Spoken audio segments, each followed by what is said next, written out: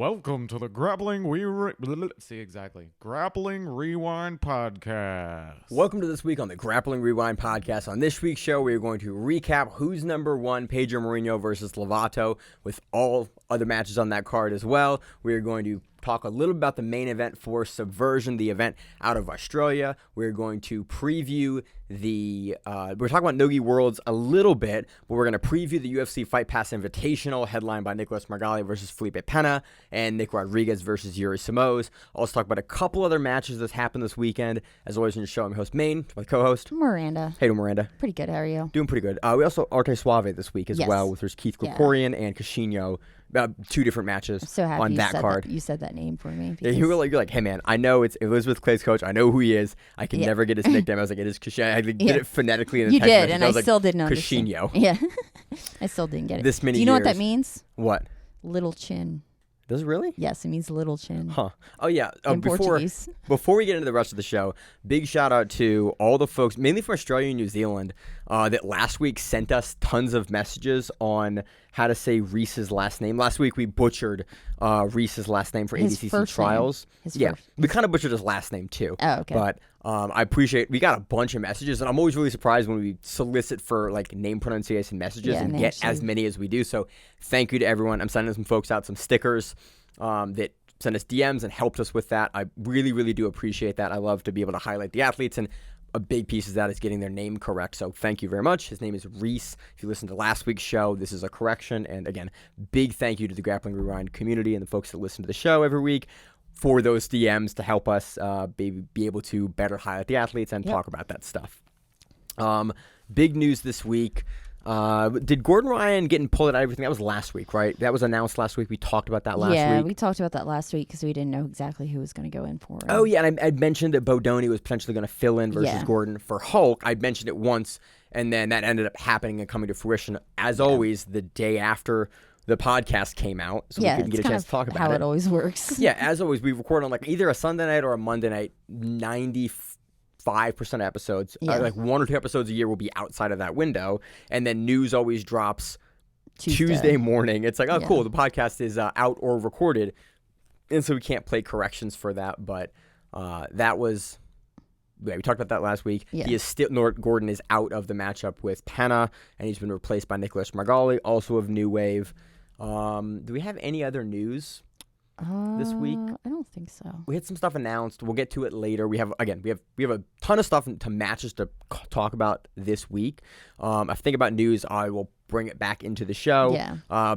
Potentially in news, Meta Morris might be coming back. Grappler's Quest might be coming back. A lot of events and organizations that have been dormant for a little bit, we're having rumors of them coming back. And so as we find out more information, we will disseminate it to all of y'all. And what else? I think that's the only thing we have. I'm competing in a week. Making weight's a lot of fun. We'll talk about that in the outro of the show. That does it for news. Miranda, where do you want to start this week? We'll start with who's number one. Let's start with who's number one. Who's number one took place this weekend. We had, again, like I talked about. In Austin, Texas. In Austin, Texas, we had... Oh, God, I'm going to be there in 2 weeks. Oh, yeah, you're doing the ADCC. You're doing the ADCC Open. That's coming up. I am. I'm still seeing if I can make it out there. I don't know if I will be able to, but I want to. And it'll be a time. I told my work, I was like, hey, there's any reason you need me in Texas, let me know. And they're like, we'll keep that in mind. Yeah. And I was very happy to hear that.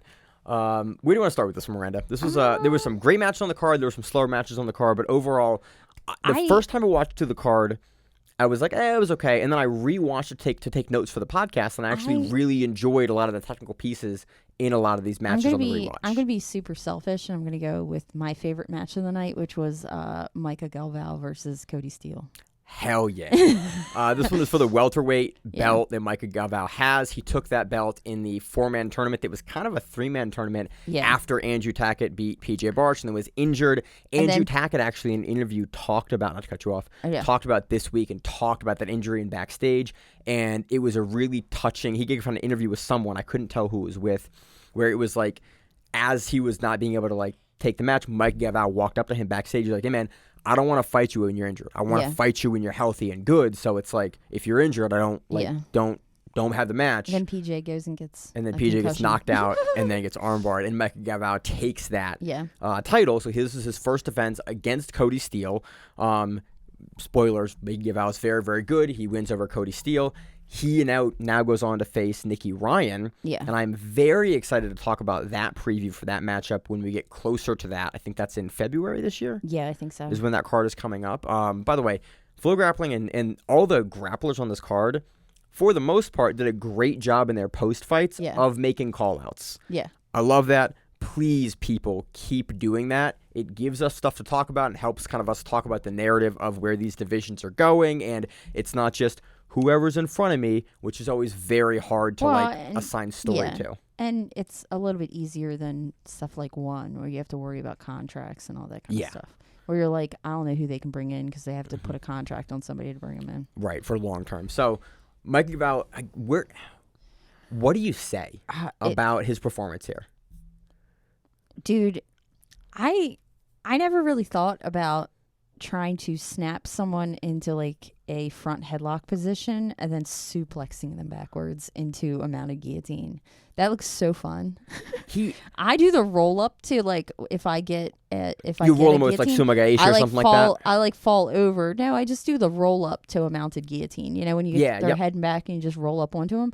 I can't imagine how fun it is to grab somebody from a snap and just be like, okay, motherfucker, I don't think, and if people don't know, I had a back surgery a couple of years ago. Like, I don't know if I can physically would be able to do that to a person. Yeah, I don't know. So Mica Galvao did it to J-Rod. He did it to Kody Steele, the master of the suplex. I think it's partially why they put this matchup together in the first place, was that Kody Steele, notorious in, I remember at least in his brown belt matches, because he got DQ'd at least once in IBJJF for it, ADCC, he will suplex guys, and he's very, very good at it, typically from the back. Yeah. Mica Galvao, in his match for the welterweight title versus J-Rod, and then in other matches, snaps down, and then he'll do that standing 5-point suplex over, but he does it while wrapping for the guillotine. I think he did it once or twice in this match. Once that I remember really well. He did it 3 times. The second and third time, it was funny because the commentary staff, I don't think, had a great view of exactly where Kody Steele's head was. Yeah. Because you could tell they were trying to figure out exactly how tight it was. But Kody Steele, by the second time, had sort of figured out his hand placement and where Mica was going to land up in the roll. And he would, like, whip his head out. And it was like, oh, this is the cauliflower ear move where you kind of have to, like, rip your head out of the guillotine in that position in order to escape it.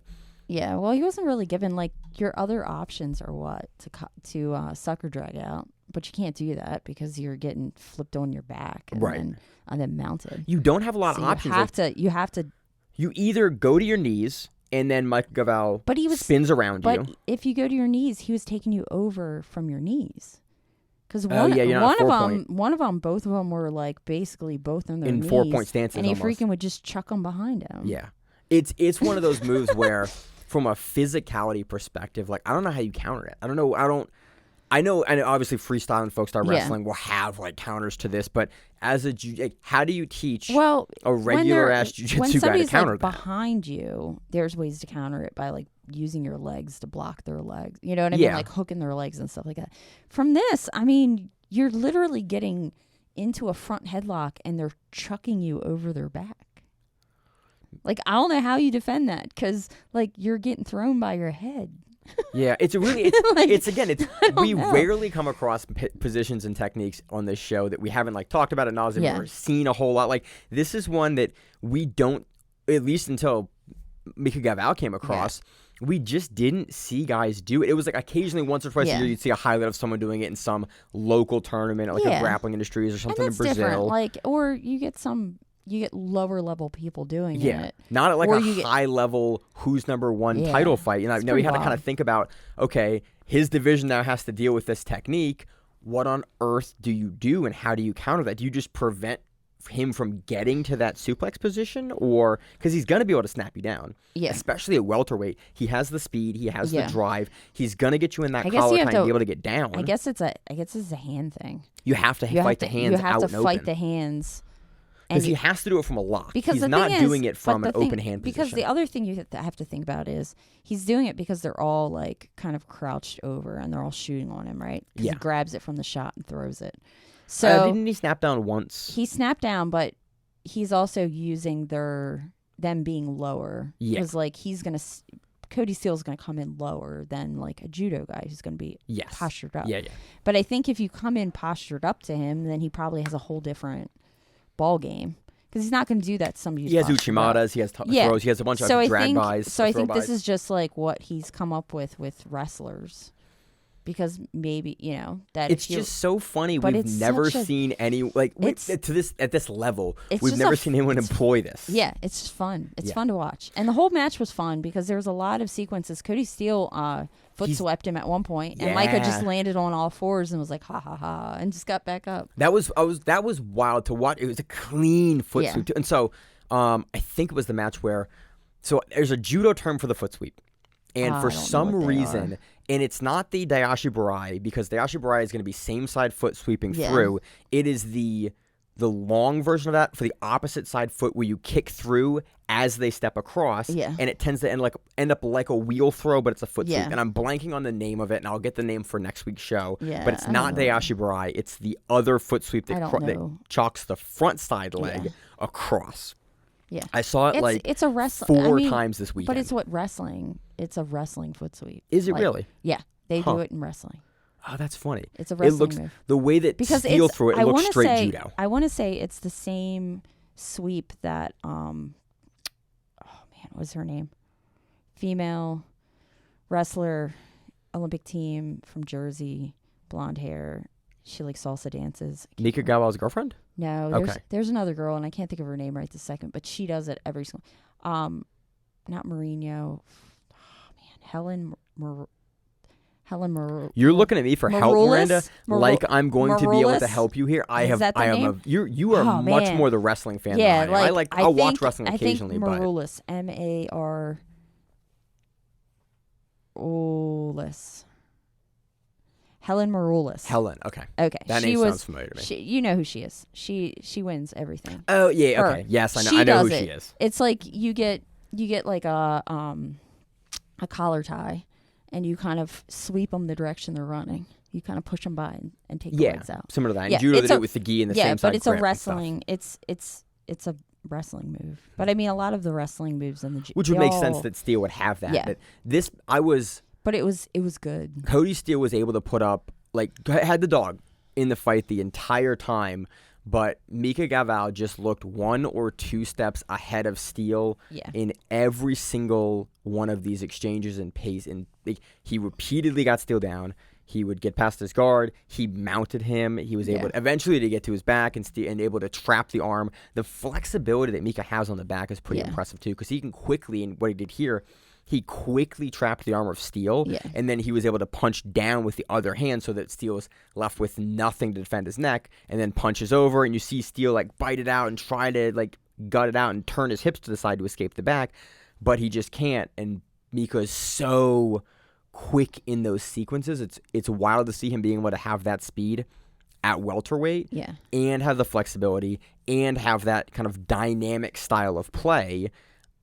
Other than Cade Bertolo, I don't really know who else that he can run into at 170. I mean, think about age-wise and Andrew Tackett, man. That's the guy I want to see him against now. He's a pretty solid 170 nowadays. I think he's cutting to make 170 because he looked bigger than Steele, and Steele I think is cut. And because they showed Steele in the sauna, or at least I follow Steele, so I saw him in the sauna cutting weight to make that. Yeah, he's getting into his big boy size now. Yeah, it's wild, man. I mean, Mica Galvao had just an astonishing performance here, and it shows you why he almost was the ADCC world champion. And I think that, man, that 77 kilogram division for him, I don't know who you're going to put in front of him in order to stop him. I want to see the rematch with Dante, because I think that's another guy that is now going up to 170, and Dante's talked about going up between 55 and 70. He goes all over the place. Yeah. He does all the I want to see that divisions. match again, and then the Andrew Tackett match. Yeah. Which, because once Tackett's healed with how he looked against Bartz, that's what I want to see. Yeah. Tackett's a back injury, right? Yeah. And it's not a good back injury. But he's had it for a long time. Mm-hmm. And it flares up. And as a gentleman myself with a back injury, I feel for him. It sucks. I mean, he's younger than I am to have a back injury like that, and I was still pretty young. I was mid-20s when mine happened, so I hope and wish him all the best. I really hope it doesn't hamper his competition, but he's going against Nicky Ryan, which I think is a great match. Yeah. We'll preview that when it gets closer. But yeah, Nicky Ryan is another great matchup for that division. And potentially put Elijah Dorsey in there now. Yeah. But it's a great division. Mica Galvao looks pretty untouchable right now. So that's exciting. He retains the Who's Number One championship. Miranda, where do you want to go to next? We'll go to the main event. Pedro Marinho versus Rafael Lovato Jr. Rafael Lovato Jr. This one was for the light heavyweight championship, and Pedro takes this via decision. Yeah. A little less activity in this match than I would have liked. Yes. Really very, very wrestling heavy. Lovato. I think Marinho also didn't kind of go into Lovato. When Lovato was on the ground, it was like he played the middle ground where he's not like what too we saw him do far versus away. Bodoni. Yeah. Very similar in the Who's Number One match with Bodoni. He didn't really engage enough to get in trouble with Lovato. Lovato was never able to lock him down because he made Lovato play from like a long leg De La Riva position. Which, I mean, he is long-legged, so it's not like he doesn't have the legs to do it. There was once or twice where he played at such a distance that Lovato just stood back up. Yeah. Where you could see that Pedro wasn't doing a ton to really keep Lovato down in those positions. He would like, all right, Lovato went, cool, you're going to play at this distance. I'm just going to tack back up, and we're going to go back into the standing. Lovato looked like in the standing sequences that he was looking for either that foot sweep or a big like Harigoshi or Uchimata. It didn't look Uchimata to me. It looked like a front side trip. Lovato seemed to not want to shoot on Pedro. Which makes sense. Which makes sense because Pedro is one of the better wrestlers in the division. And he'll grab your head in 2 seconds. And that guillotine's there. And Lovato being a taller guy, I think it makes tactical sense and strategic sense to not be shooting and working those overhead because you are the taller guy. Pedro is almost not quite a head shorter than him, but a good 4 inches shorter than him. And even with Lovato tends to stand up, Pedro tends to stand a little more like based in wrestling. Yeah. So that distance is probably almost 8 inches. It makes sense for Lovato to want to play an overhook game, and he kind of approached it, especially with the way Lovato was standing with that front side forearm leaned out, almost like he's going to do like a traditional down block for like karate. Yeah. Is kind of what he was floating out. It was interesting. And the issue I think that Lovato was running into. But I think he was also looking for underhooks, and I think he put his arm out there. And he was getting there when occasionally you'd see him snap and immediately go into a really good tie, and Pedro would kind of shuffle the tie and shuffle it. The issue I think Lovato was running into was just how quick Pedro was. Like, Pedro was repeatedly able to get under that front arm at the end of the match to do that pickup single, and then 2 times earlier in the match to do kind of the swing by, slide by, and get Lovato's back and kind of duck him down or trip him over. Those were the biggest sequences of the match, and then Lovato playing the long leg De La Riva and really not being able to get Pedro to either engage enough on the top to be able to get in and trap him in the guard or get things going there. So it's like, okay, Pedro puts you down and then you're unable to kind of get your guard working because of the distance and the tactics that Pedro's implementing, but Pedro puts you there so he kind of wins that exchange. It's not. I mean, Pedro did what Pedro needed to do, and kind of what he does. Like match, we talked about in the preview, Marinho will play a slower, less exciting game because he knows what it takes to win in the rule sets that he employs that in. He consistently wins on Who's Number One. Like, he's the light heavyweight champion for a reason on Who's Number One. Like, it's because he doesn't make, like, oh, cool, I'm fighting Lovato, a legend in the sport, who's a little bit older at this point. Why wouldn't I leverage my speed, my wrestling, and my ability to play in those ranges that I'm going to force Lovato to overcommit and why to? are you going to go into his guard? Right. It doesn't benefit, no good comes from coming to Lovato's guard. Nothing good comes from that. No one's ever played through Lovato's guard and been like, oh, I'll play this will be fine. Yeah. Like, that's just not, Lovato is a very crafty veteran in that spot. And so, tactically, it makes sense. It wasn't, on my end, the most interesting match. No. But again, Pedro Marinho, from a tactics perspective, it was more of a tactical match to watch. Or like a strategic, I think Zach's been getting on. I was being tactics and strategy. And we'll go into a tangent later, and probably in a couple months when I hammer it out more efficiently in my head. But he plays the match in a way that you do to comfortably retain the championship with the skills that he has, and towards the end, Pedro was getting all of his shots in, and he was getting to his back and getting a shot, and he wasn't doing a lot, but he was doing definitely more than Lovato He was pushing the pace late into that match. Well, Lovato was pushing the pace, but Marinho was taking like the next step. Yeah, so that's a better way to put that. Like in law they call it the next substantial step. Okay. That's how you get like an attempt charge. Like an attempted robbery. That's how you get an attempt charge. Is because like you take the substantial step that puts you closer to the robbery, as opposed to just planning it. You know. This is a very insightful way to look at jiu-jitsu planning. So I look at it like I do law, which is he was taking the next steps. He was shooting. He was trying to get under. He was trying to get around, and that is more than somebody just kind of pushing and kind of. Lovato was looking for the overhooks, but he wasn't able to be successful with that technique. And had he been able to throw Marinho over, I think Lovato on top does a great job. But Marinho was very, very diligent in preventing the throws, stepping out from Lovato's attempts of the switch for the hip throws. Yeah. And he retains the title here. Again, I can't fault the guy for playing a smart tactical decision versus a veteran like Lovato. Yep. Who got announced for the next one for this one for Pedro? Didn't they say they had somebody lined up? Because I thought it was going to be Michelle.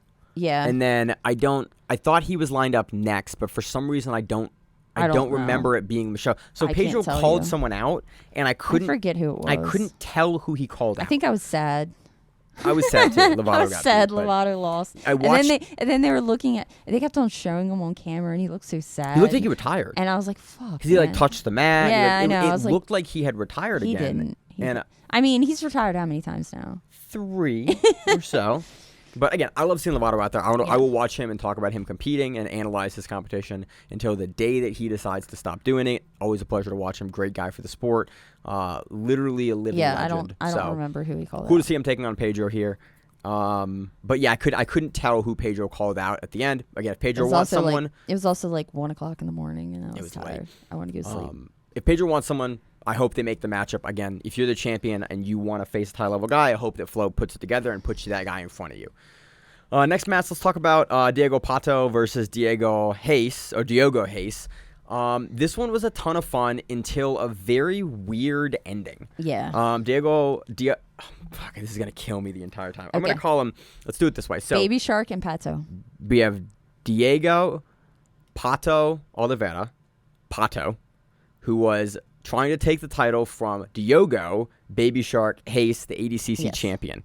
Go back and watch their ADCC finals match. It's a great match. This match was a ton of fun until at like right above the 9-minute mark, Baby Shark goes to do like an outside pass on Pato. And Pato, I think, to this point, almost like a spinning outside pass because he kind of spun his legs around. And then he kind of steps down, and then you see him kind of make a weird pause. You see Pato counter and sweep, and then but you didn't see a ton of Baby Shark like looking to get away. You saw him kind of like, accept the sweep, and then in the transition, right as they land, you see Baby Shark kind of like tap, and you see like, okay, something weird happened there, obviously.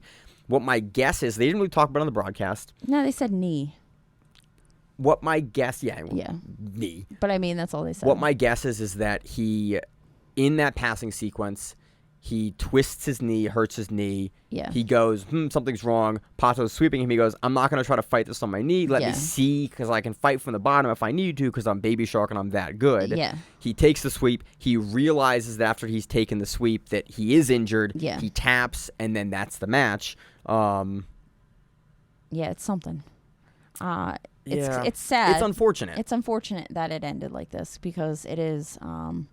It's definitely was it was a very fast-paced match. Yeah, I thought Pato was winning this match up into this point, by the way, because Pato plays a lot. So in the commentaries talk about him looking for the heel hook a lot. I was fortunate enough to sit with Unity guys behind me at the World Championships, and they know Pato's game very, very well. And they would go, oh, no, he plays a ton of leg matrix. He typically actually doesn't go to that heel hook a lot. We saw him looking and setting it up a little bit here, but he was also going for the top half of the body. He would go back and forth, top half, bottom half, top half, bottom half. Again, I think Pato was well on his way. Sorry. We have a fireplace upstairs, and it has just the AC is kicked on, and it is now blowing fireplace. That's what happened? Is that what happened? That's what happened. I texted my wife, and I was like, hey, you check the fire. So if we start coughing, it gets a little smoky. That is why. It got cold here down in Maryland, and so put the fireplace on before we did the podcast. But yeah, that's why you're coughing. Oh, okay. I was like, all of a sudden, I feel like. So hopefully she texts me like it's good, but if not, it's upstairs. If the house is burning, then I hope it's not. That would be a problem.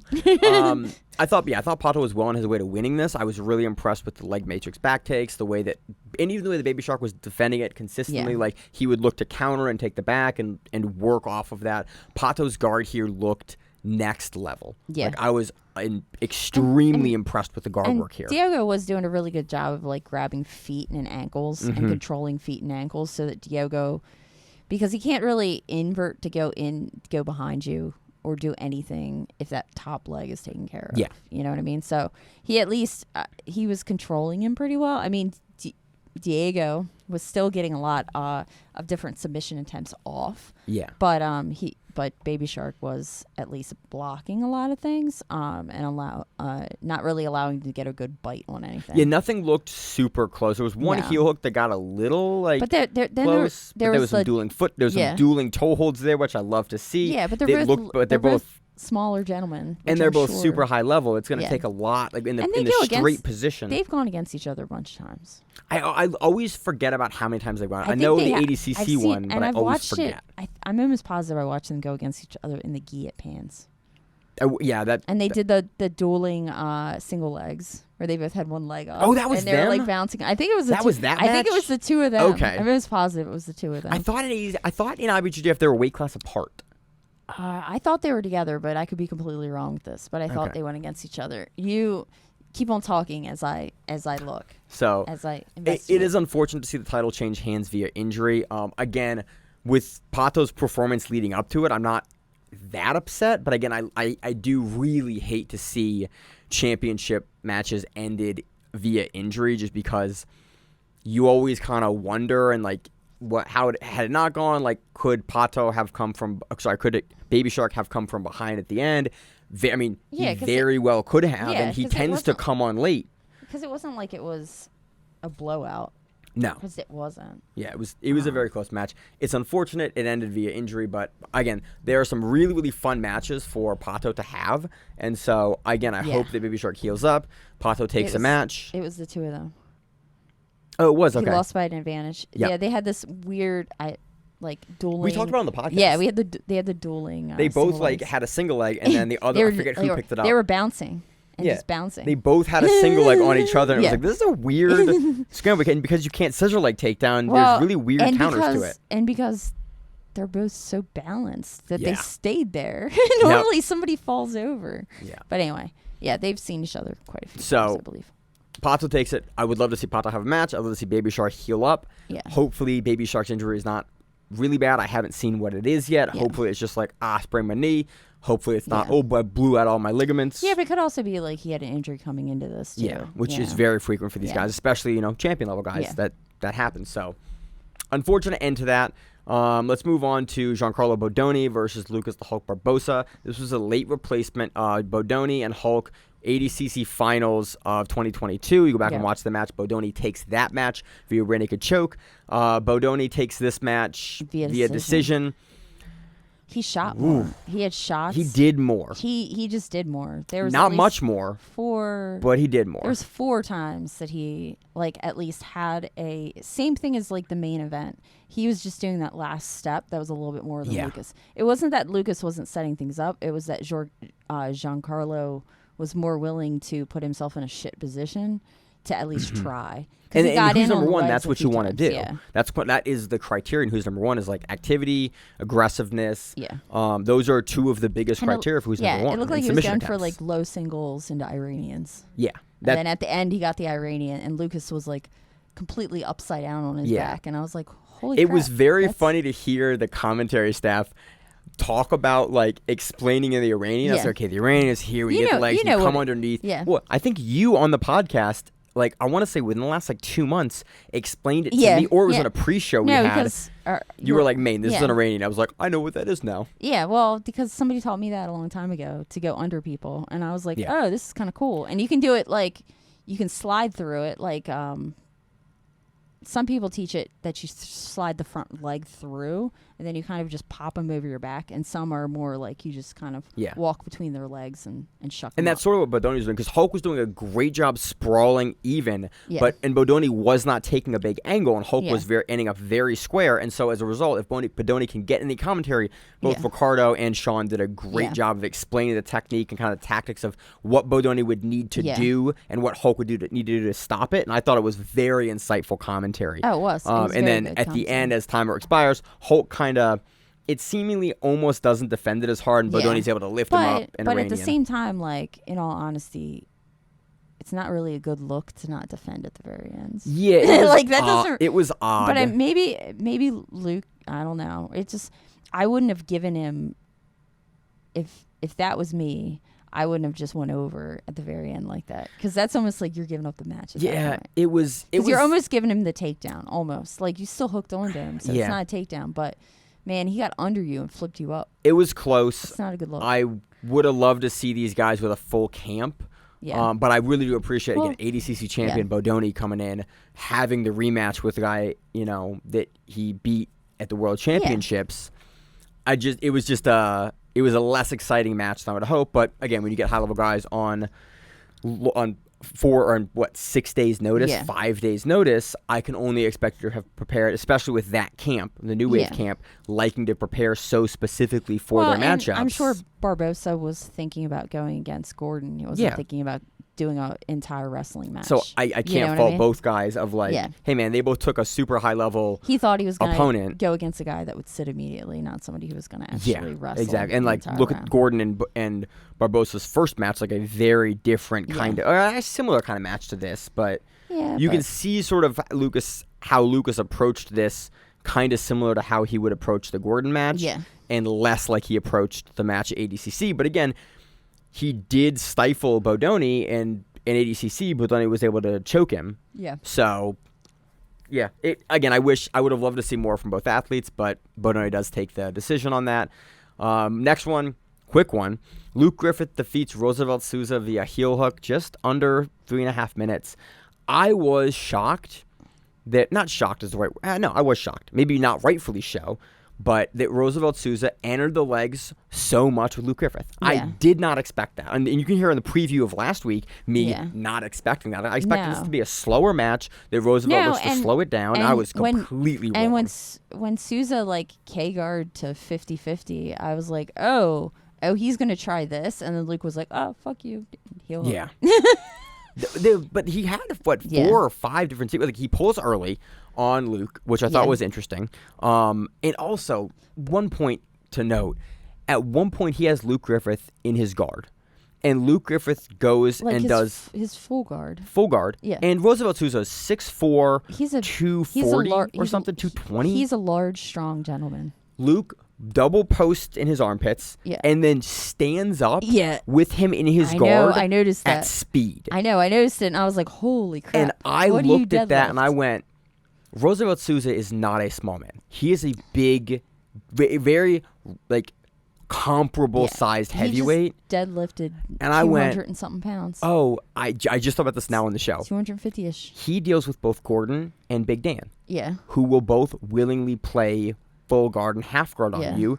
Luke Griffith is 6'7". Yeah. He's probably used to trying to lift those guys up. Yeah. Roosevelt Souza. I never thought about that. Roosevelt Souza is, what's Big Dan? 320 pounds? Yeah. Something like that. And they were both 250. Roosevelt Souza is 60 pounds lighter than Big Dan. He's probably used to dealing with Big Dan's ass on the guard. Yeah. And was able to lift. But the speed and comfort in which he lifts Roosevelt Souza up was physically surprising to watch him do that. Yeah. But that was, if you go back and watch that match, just look at the speed that Luke lifts him up. It is terrifying. It kind of puts in perspective how strong 20-year-old professional athletes are. What is Luke, 20 or 25? 25, right? I don't know. 25-year-old professional athletes are. Roosevelt continues to enter in the legs, and then eventually Luke hits a really nice counter heel hook to the outside, finishes it very quickly. Goddamn Luke Griffith. I cannot wait to see him in ADCC. He stayed active. I loved his call-out. Yeah. I didn't love his call-out. It was a good call-out. It was, hey, man, I'm ranked 10th. I want to keep climbing up those rankings. I would love someone in the top 5. And I went, That was a very good call out. But that even works because that way you don't have to say a specific name. Yeah, you just say it gives you a collection of guys, but at least it's not like whoever they put in front of me. I appreciate the athletes doing that. And I could see you thinking about that in your head and that coming out rather than trying to remember a name and then winning and being like, I want to go. I want the champion. I want this guy. Yeah. And then not knowing who it is, because that's what I would do. But I was really impressed. But and again, with Roosevelt Sousa's willingness to go for the legs, Roosevelt is a submission hunter, and it's great to see that. And I keep forgetting and looking at his highlights and forgetting like how much he'll just try to torpedo guys sometimes. And I always remember his bigger guy slower matches. So I was really wrong in my read on it last week, but. Luke Griffith is a monster, man, and that quick heel hook, I think, will be there at ADCC in the plus 99 kilogram division. I'm sure. It'll be fun. Plus, he won Europeans, right? He did win Europeans. Yeah. Yep. So he's back in there. So because him and Big Dan were in the finals. Big Dan was beat by Henki Julissa, and Luke won, and then Big Dan went on to win U.S. trials versus David Ramos. So those both guys with New Wave are in plus 99. Yeah. Question is Gordon also going to be in plus 99? Again, he hasn't talked about it like he talked about last time. Well, now he's injured, so. Yeah, well. Yeah. And but again, ADCC's coming up. It's less than a year away now. Yeah. So, but again, if Gordon wants to do plus 99, I don't think ADCC will have any problem with him doing it again. No. It's like, hey man, you already did it once. You want to do it again as a super fight champion? You're now the super fight champion. You're not just the guy in the super fight. I would like him to go into plus 99 and then have one of his underlings beat him. That would be amazing. That would be crazy. Anyway. That's an upset story of the century for the sport. Yeah, that would be great. So next match we had Helena Cravar defeating Julia Meili via decision. A couple of technical pieces on the match. Big piece. Cravar is very good. Yes. Julia Meili is a former trials winner for ADCC for the Europeans. Yep. I was extremely impressed with the offensive willingness of Cravar this entire match. Interesting. And chains. Chains. And she talked about that in her post-fight, which I loved. She plays a really flat-backed guard in the same way that Taza does. She also has really long legs. Yes. She also does a lot of workouts with Taza. Did you ever notice that? I did. They do a lot of videos together, which makes me wonder if they train together all the time. I bet that because Taza's new wave. Yeah. So I'll read you through my train of thought because I thought it was funny. I didn't think about that. I was watching this match again today for replay for notes. Yeah. And I went, that's interesting. She plays super flat like that. I was thinking about the camera. I was like, it looks kind of like Taza. And I put it together. Then I was like, they train together. Yeah. Oh, that makes sense. Yeah. They play very similar styles of that guard. It is just something we don't see a ton played at women's featherweight. Yeah. With she's a very also flat. She's a very long person. She has long legs. She has a long body. So she can play that game. She doesn't have to play close because she doesn't have short little legs. Yeah, and she's also very flexible and very willing. And she has a comfort in the inversion, and she's also comfortable if you completely smash her in. She's flexible enough on the hips to be pressed in like that and be able to still be strong enough to push you back out in a way that I think a lot of folks at 145 aren't as comfortable with, that leg press out of the position. Cravar is very comfortable with that pressure. It's normally a smaller woman game. 45 is where you start getting more stronger games. Yeah. So interesting game. I was really impressed with Cravar here coming up, and she has a really nice passing sequence middle of the match with Julia Meili, where she goes and she hikes up the close side leg as she spins over, and she ends up in a side control position, and then she immediately comes into mount. She holds mount for a good portion of time and just puts really heavy pressure. She walks up for the triangle, gets a little ahead of herself. Julia Meili is able to kind of tilt out and get back out. But I was just really impressed with that entire the entire sweep sequence that Meili kind of initiated. We just really haven't seen much of Helena's game outside of her guard play. Yeah. And her legs. Because most people don't get past that. Yeah. And we've seen her kind of get stifled a little bit at trials in ADCC, but that was mostly a wrestling match. Yeah. And it was Sophia was on top. Was it Sophia? No. No, the main event. Who was Mo Black. Mo Yeah, Black. Sorry. That was more of Helena stood up in a time that she shouldn't have stood up. Yeah. But it was nice to see Cravar's top game here because we've seen it a little bit in some. If you watch her in some of the opens, but it's still we don't see it a ton. We know her for her guard in the high level matches. It is really cool to see that. Oh, your top game is also very, very good. Yeah, and I'm curious to see how that continues to develop as we get to the second women's qualifying trials for the North Americans. Yes, for ADCC. So, any other technical pieces on the match? I don't think so. I think that was it. But now that you say the Taza thing, I'm gonna pay attention. Yeah. They play very similar. Does she only stay on one side like Taza does? No, she plays more flat, like even flatter. Even flatter like, than he does. Because he normally plays to one side. He's flat, but he still plays to the one side as opposed to the other. Cravar plays where her hips and her shoulders are almost touching, and she's looking over her chest down at you, and she will windmill her legs out at you and force you to like take a windmill post, and then she'll play to her side a little bit, but she still tends to stay really reliant on her hip flexibility to be long and get into you. Yeah. It's a really interesting game that I think fits really well with her body style. Yeah, and I think it's also a more difficult game to beat because especially if you're not used to someone who does that and has that kind of flexibility. I think the new wave is probably a really, really great camp to go, oh, you're good at this, you have these special attributes. And John and Gordon and all those folks I think will really push her in a direction that'll help out. And I think in a way that not a lot of camps would be able to. So I'm actually I think that's a great fit for her. They are pushing her as their female champion. Yeah. I'm super excited. I think, she keeps looking like this. I absolutely think she can win West Coast Trials. So that's exciting. So then our next was Tynan Dalbra defeating Troy Russell. And this was Tynan's no-gi debut. Black belt no-gi debut. Yep. What did we expect? I mean, this is what I expected. I mean, I expected Tynan to do amazing things. I expected kind of this, but like what we didn't expect, we talked about on the pre-show, is the Marcelo Garcia ADCC arm drag takedown. Well, exactly. My thing was just Tynan's wrestling. Like, I just didn't know he could wrestle. I don't know why I never knew he could wrestle. I just didn't expect it to happen.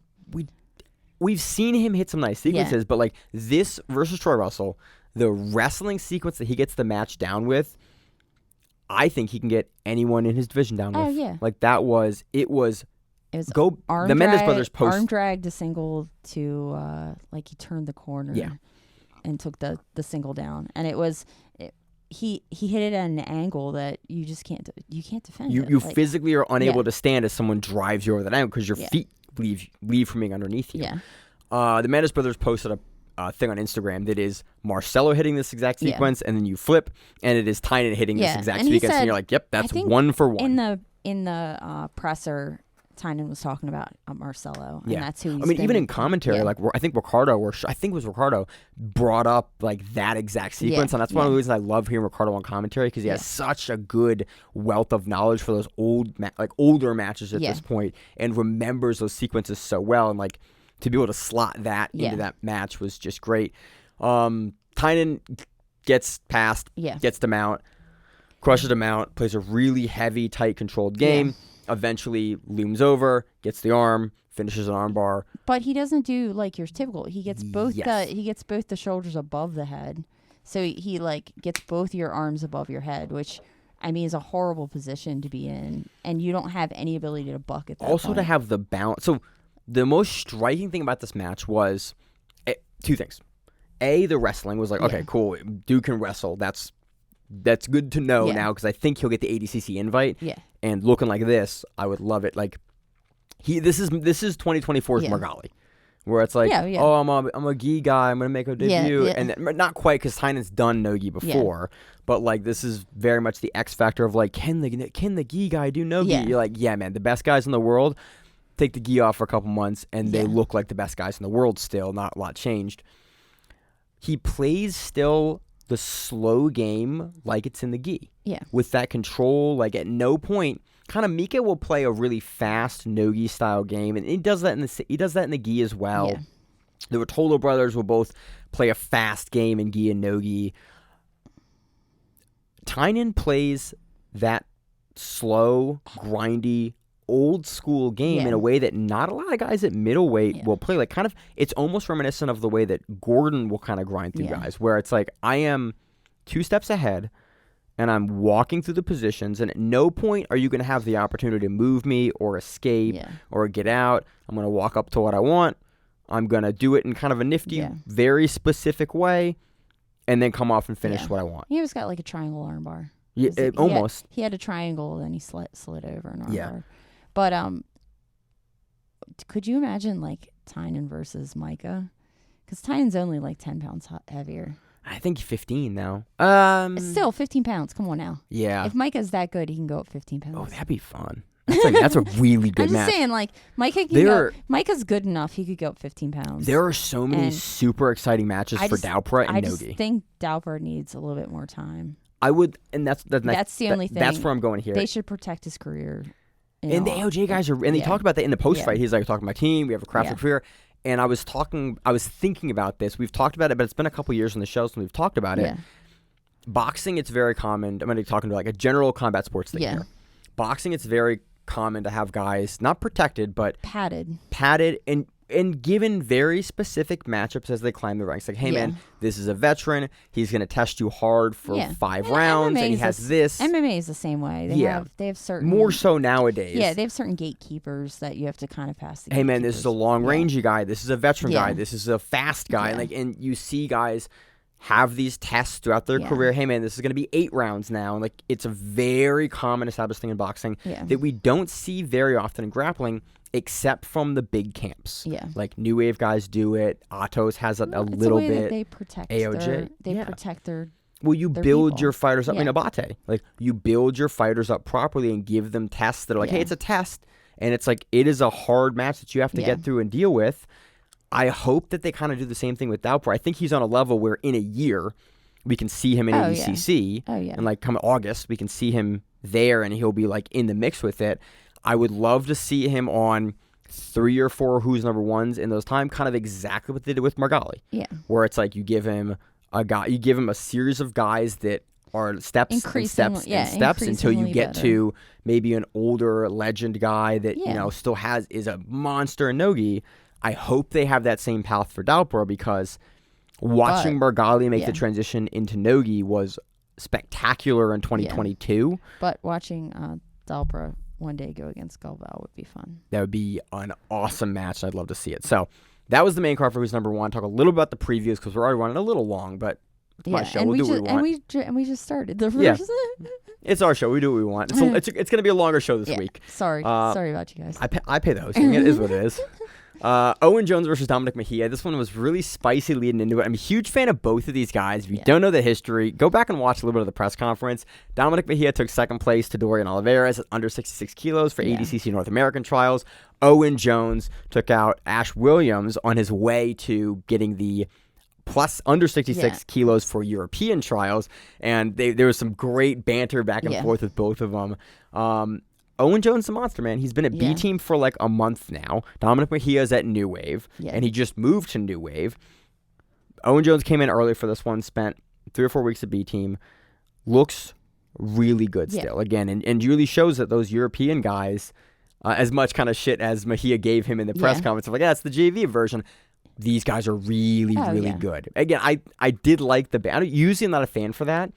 I did really appreciate. It depends on what kind of banner. It depends on what they're talking about. Yeah, for some reason this one made me like, it seemed like both guys were really into it. Yeah. And I really enjoyed it. These are also my guys, my 66. So yeah. I was impressed with Owen Jones's leg lock offense and his ability to kind of stop Mejia in the passing and repeatedly kind of knock Mejia over, go into the legs, force Mejia to defend. Mejia would throw a leg lock, and then Jones would come back with his own offense. And I think that guard play and the offense that he was able to put up from the guard into the legs is what wins Owen Jones the decision here. Yeah.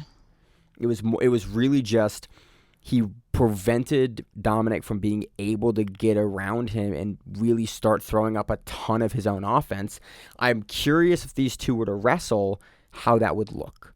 because Dominic looked really, really good in the wrestling. Owen's just not willing to do it. Again, and tactically, that's the right decision to make. Like, man, why would I wrestle with the monster that is Dominic Mejia? We watched him at trials. I filmed a bunch of his matches at trials. Like, very few guys. Like, I took a guy like Dorian Oliveras to be able to wrestle with him, and even then, Dominic get things going. So I think tactically, Owen pulling here and looking for the legs and forcing Mejia into the passing position was really, really good. I thought it was really interesting and telling of sort of how good Jones's guard is. Yeah. Because Mejia is a takedown guy, we routinely and repeatedly see him in the passing position. Well, and we also know that Mejia will also kind of go heavy in changing position and a lot of movement to pass.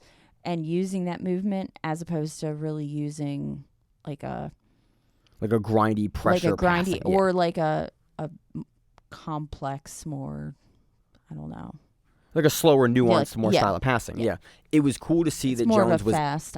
able to deal with that because at ADCC he slowed him down. Yeah, most of the guys at ADCC in that 66 kilo division are going to employ a style very similar to how Dominic plays, and so it's very cool to see Owen like run into Mejia and like, cool, man, this is one of the best guys North America has to offer on the trial circuit, and be able to weather that storm and do that. And I think a matchup like this probably bumps Owen up in the seeding for ADCC. Again, ADCC doesn't consider that as much, but it wouldn't surprise me to see Mejia be able to take 66 kilos at West Coast Trials. Again, that's going to be a monster division, but he looked very good. Owen Jones looked amazing here. Wins a pretty a close, but still comfortable decision here. The back take at the end helped a lot. Yeah, a lot. I also think I loved that Owen Jones had a specific call out that he made for this match. He called out Johnny Grippo. Yeah. And he's like, I want a couple more matches, and then I want to fight for the title. And the first guy I want to take on a legend like Johnny Grippo. And I was like, that is a immediately fun match that I'm interested in. I think Grippo's a super tough guy to deal with. I think the way that their two games match up would be really interesting.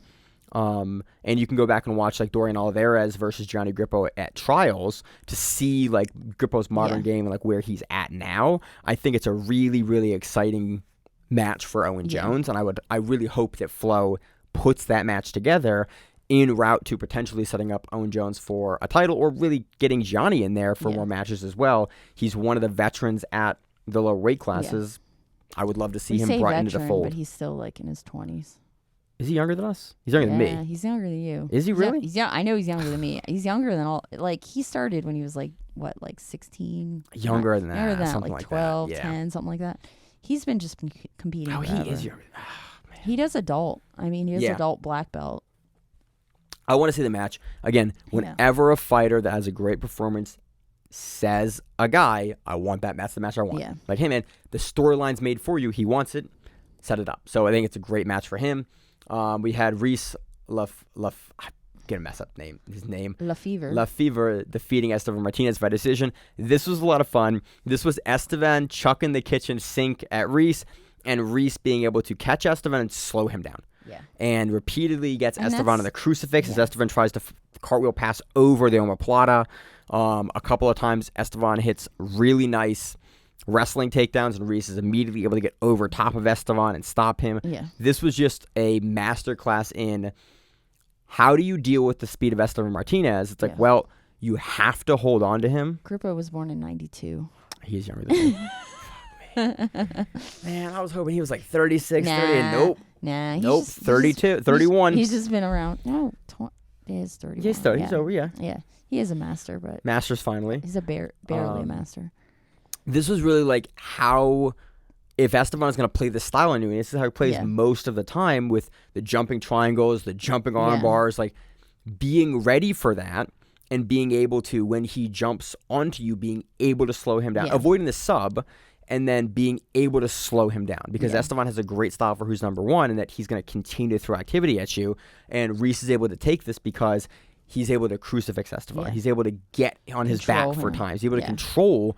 And as Esteban is escaping, really just slow him down in bad spots where he can start putting up his own offense. So, great match there. We had Nick Mayada defeating. And Reis called out Krikorian.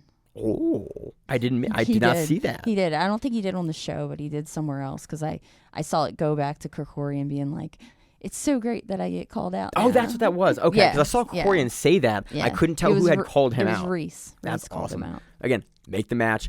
That's a tough match for Reis. Yeah. Krikorian is a monster, but I love Krikorian, who's number one. Love to see him back there. I thought that was who it was. I think that's who it was. Yeah, I think it was. Okay. Nick Mayata defeats Ian Butler via Kimura. This was just that straight up old school power Kimura from the top side control where they go to straighten the arm and then they straighten it back to the Kimura. Yeah. Really, really great top positional work. And Mia Fugeta defeats Janice Russell via armbar. Yep. So that was who's number one. It was a lot of fun. I thought it was a little slower at the beginning. I wish they didn't put commercials during the matches. These events are always slow. You just have to know. I just know by now that it's going to be an entire night when this stuff happens. The main broadcast video has the commercials that are cutting in the middle of it that are super loud. If you watch the individual matches, you can see them without the commercials. Yeah.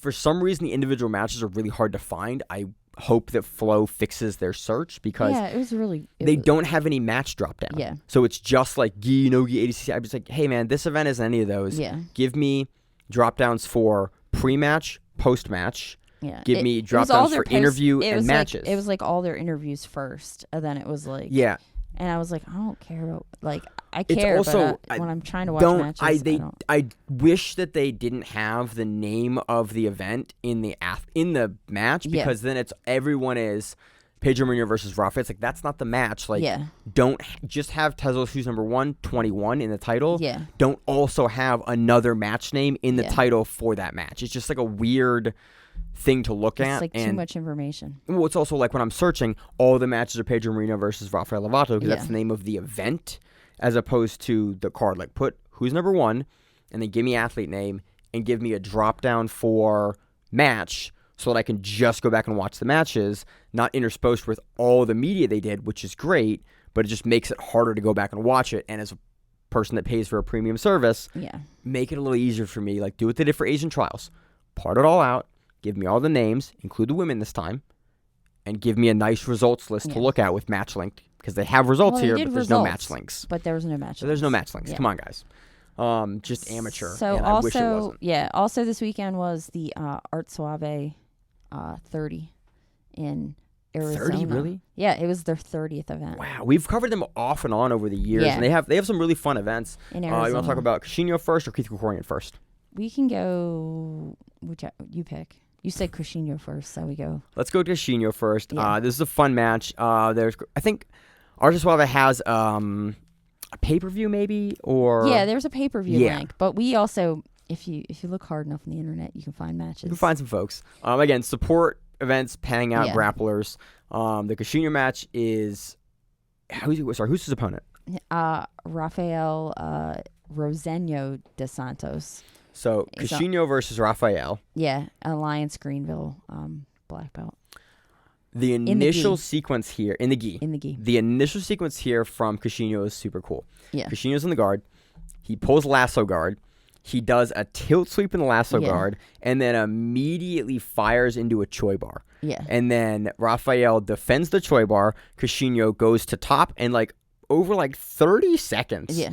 Puts Rafael on his head, headstands him. Rafael's balancing back and forth. Cushinho just continues to drive his hips over, continues to drive. It was one of the most protracted headstand arm bars that I have seen. Eventually knocks him over. And then fights for that armbar. For 2 minutes? You're like, well, 3 minutes? I'm watching him. I'm like, he's hit. There's certain things you do when you compete that you don't do in the gym against your friends. And one is you almost slap and hit arms. Yeah, you strike them. Yeah. But if they bounce the strike, if you push, but it's a hard push. It's a hard push at the elbow for a Mato damn, grip. he is freaking hitting his arms to try to get that shit free. Oh, and he did the really weird leg wiggle. At one point, he was wiggled his leg, and I was like, I was taught that as a white belt. I thought they were making fun of us for teaching us to do that. Yeah.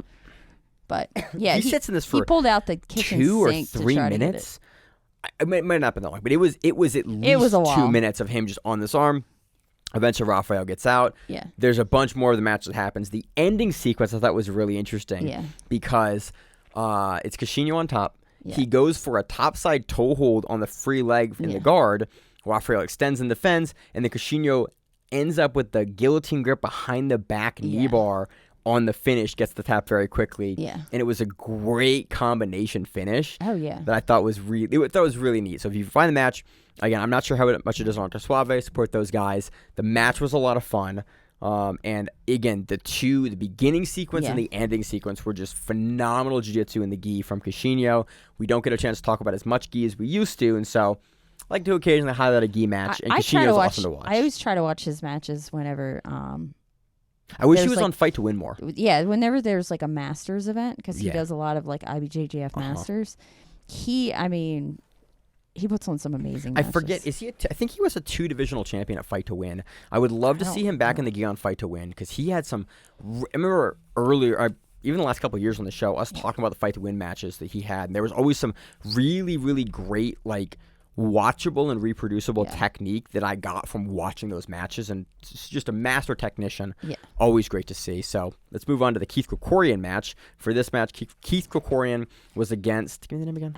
Alex Gonzalez. I believe he's Alex Coyote Gonzalez. We looked him up, that's the name we think he has. Yeah, he's an MMA fighter out of Mexico.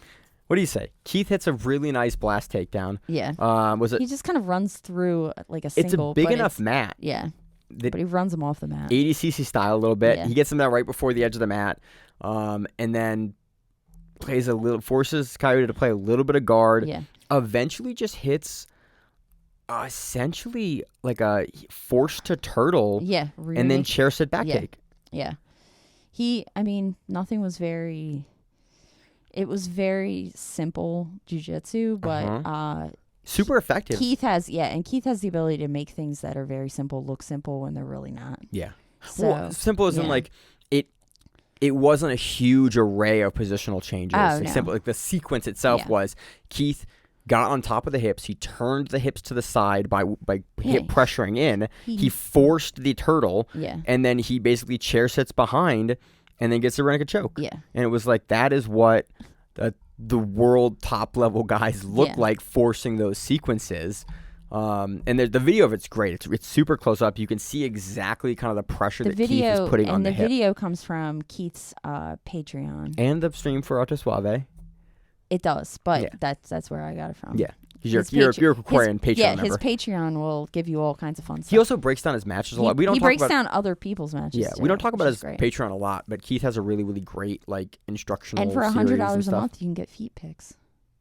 Yeah, I love Krikorian. I'm at the $25 level, which means I get like all of his seminar footage and all that stuff. I don't really need feet pics. It's not my thing. No, but yeah, Krikorian has some great stuff, and again, it's cool to see. I know you support him on Patreon, and it's cool to see him putting out consistent. Also, he puts out consistent content too on the platform. Oh yeah. Definitely. So it's like he actually is of value if you're looking to kind of implement Krikorian's game or see how he breaks down stuff. I've had the opportunity to talk to him at length over years. I would love one day. I did an interview with him right after ADCC 2019 that I never got a chance to put out because of some other factors. But I did about a 2-hour interview with him that I'd love to put out. Why did you never put it out? Because it's 2 hours of interview footage that I have to edit, and I'm not a very quick editor as much as this podcast would kind of beg to differ that.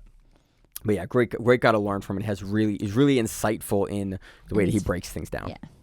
So that is Arte Suave Invitational 30. Again, love to see them putting that event on. We go into our previews. We go into one more match I'm going to talk about. One more match. Subversion Ascension. Again, with all the love we got from Australia and New Zealand this last weekend, Subversion Ascension was on Flow Grappling this last weekend, and it was main evented by Roberto Dib Frias versus Josh Saunders.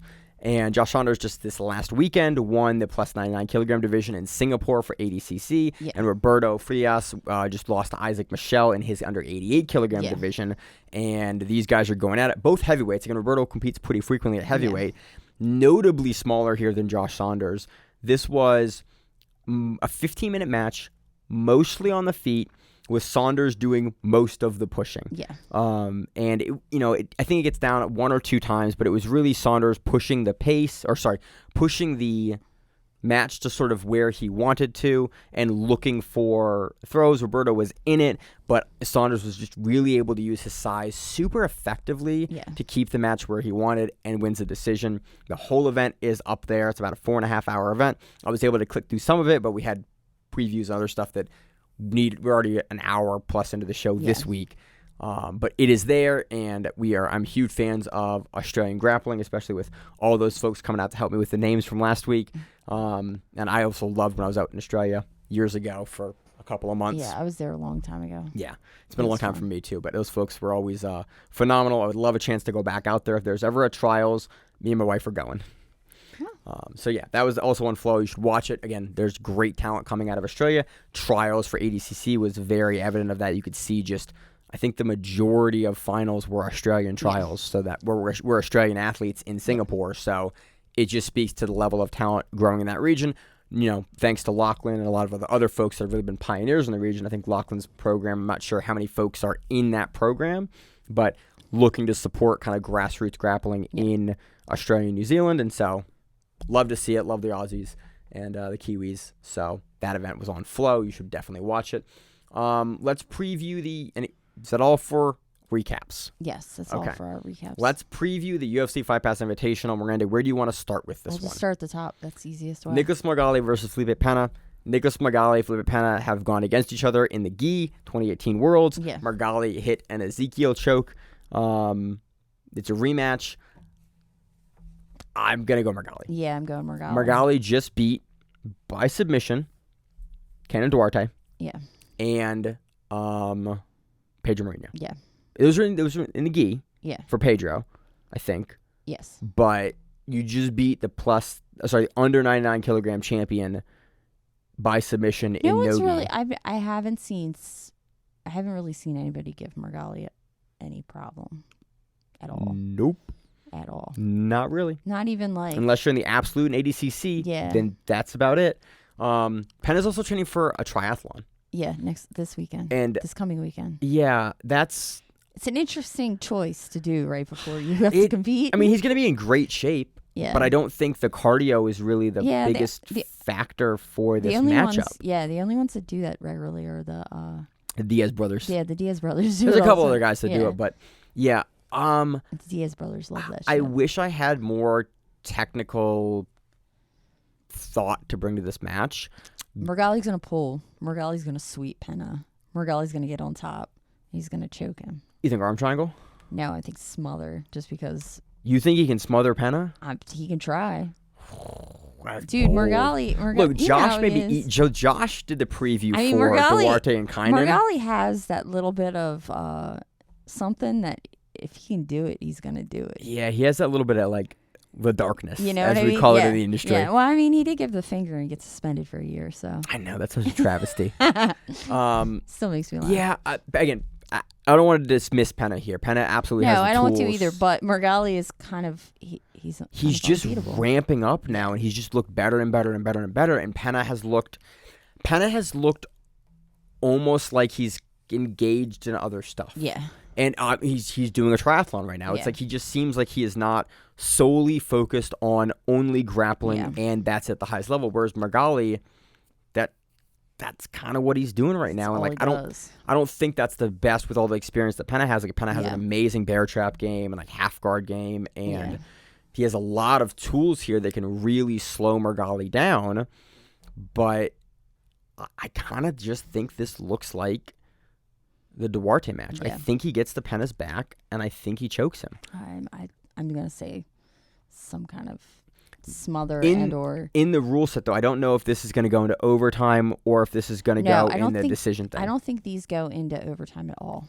Okay, which I'm very happy about. I don't know why, it's decision, right? I remember these go to, or I don't remember. Because last Fight Pass Invitational, they ran 3 different rule sets. Yeah. And it was super confusing. I recall reading somewhere that this event did not go into OT because that was my thing about Mason, because originally Mason Fowler was going to go against Gordon. And I was like, well, if Mason Fowler gets Gordon into OT, that it's very, very different. And then they said there's no OT. Yeah, okay. Because that's what we were postulating about a couple of weeks ago about it. Let's assume, again, because Fight Pass Invitational is notoriously really bad about us being able to find their rules ahead of time. Like, yeah. we won't know not until been like, able to find their rules. We won't know until the event happens. Until the broadcast, and then like usually and then let's the hope match will happen. They'll have. And then let's hope the broadcasters know what the that rule happens set sometimes is, too. that Happens frequently. Too. Last event, Fight Pass Invitational, ran EBI style rules or FPI style rules now. And then for the fighters, they ran a different. They set ran of rules. the rounds thing. Yeah, the rounds thing. And then they ran regular super fight rules. Yeah. So I assume these are all super fight rules. I swear, I hope these aren't rounds. Yeah. But no, I think that was specific because the fighters. Teixeira and for Anthony Smith. Yeah. Okay. Yeah. So again, I go Margali. I think Margali is able to finish Pena. Yeah. He was able to finish Duarte. Yeah. I think he finishes Pena here. It's bold, but like I was so wrong last time in my pick against Margali when it was Duarte. I think Margali's next level. I think Margali is coming for the ADCC title. Yeah. And Pena's training for a triathlon. Yeah. Then we go into Nicky Rodriguez versus Yuri Samoas. Yuri beat Nicky in the absolute, correct? Yes. That's how he won. Yes. Okay. Third round? Semifinals? Finals? Finals. I should know this. At some point in ADCC 2022, Yuri Samoas beat Nick won Rodriguez. gold in the absolute division. He beat Rodriguez in the second round. That's what it was. Okay. There you go. Well, we just need to read the thanks, screen. Jits Magazine. If I just were to read the preview. We just need to read the screen. So anyway, yes. Second round. I should have just said that and then acted like I knew it. Kind of think this format favors Rodriguez. Oh, it does. 1,000%. I think Rodriguez takes this. I think Yuri Samoas is very, very good. Obviously, he proved that by winning ADCC Absolute. Like, you don't do that unless you're one of the best in the world. And on the day, arguably the best in the world, aside from the super fight winner.